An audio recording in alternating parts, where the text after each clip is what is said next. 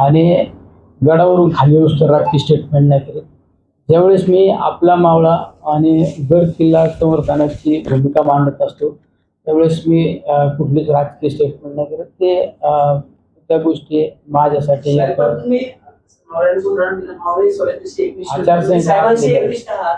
म्हणून हा प्रश्न निष्ठावंताला हा प्रश्न मुद्दाम विचारला जातो की विलिनीकरणाबाबत तुमचं मत काय निष्ठावंत कार्यकर्ता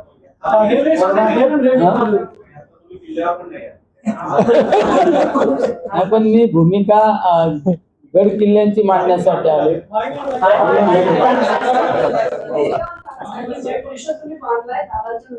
नाही काय तुमचं काय तुम्ही काय सांगितलं तुम्ही पाहिलं असेल.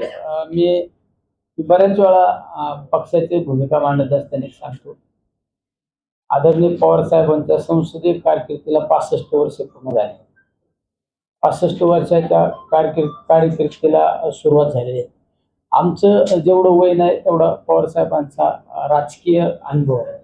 त्यामुळं एखाद्या अनुभवाचा ज्या माणसाने राज्य असो देशाच्या वेगवेगळ्या पदावर वेगवेगळ्या खात्यावर महत्त्वाची भूमिका बजावली असा जर आपल्या पक्षाचा नेतृत्व नेता असेल तर त्या नेत्याने कुठला जरी निर्णय घेतला तर नेत्याच्या निर्णयाशी आपण सहमत राहायचं असं. शेवट आपला अनुभवापेक्षा त्यांचा अनुभव त्यांनी अनेक उन्हाळी पावसाळी पाहिले असते. त्यामुळं त्यांचा कुठला जरी निर्णय असला तो योग्यच असतो.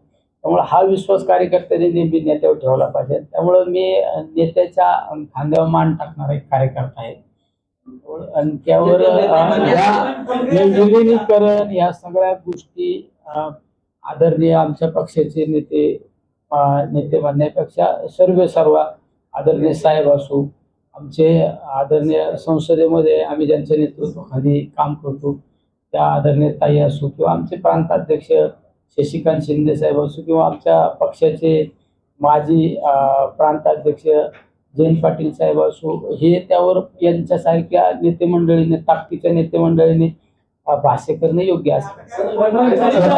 छोट्या कार्यकर्त्याने कधीच एखाद्या छोट्या कार्यकर्त्याने लहान पिंडी आपण म्हणतो ना लहान पिंडी मोठा घास घेऊ नये असं कुठंतरी मीडियासमोर कुठंतरी आपली ब्रेकिंग वाजण्यासाठी आपण एखादा उभं भाष्य करणं मला तरी योग्य वाटतं.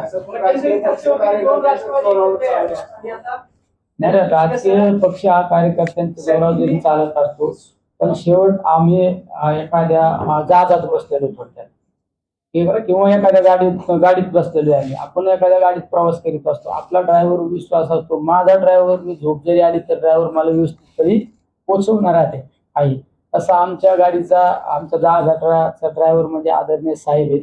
ते आम्ही झोपलो आम्ही चुकलो तरी आम्हाला व्यवस्थित मार्गावर व्यवस्थित तरी पोहोचवताना हा आमचा विश्वास आहे. नाही आता प्रस्ताव मी पक्ष पार्टीचा जर विचार केला आपण एखादं मंदिर असतो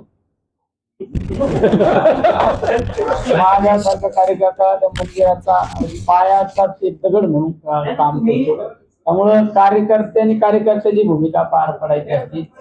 कार्यकर्त्यांनी कधी नेतृत्वाने कुठला डिसिजन घेतला नेतृत्वाने कुठली बैठक घेतली यावर कधी आपण त्यावर लक्ष द्यायचं नसतं.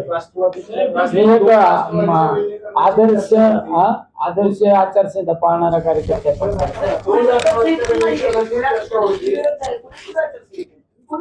नाही माझी आचारसंहिता पक्ष आहे. 2 राष्ट्रांच्या विलीनीकरणाची चर्चा होती. आता काँग्रेसमध्ये विलीनीकरणाची चर्चा आहे. मला सोपं कुठलं जाणार आहे या राष्ट्रवादीत विलीन होणं का काँग्रेस?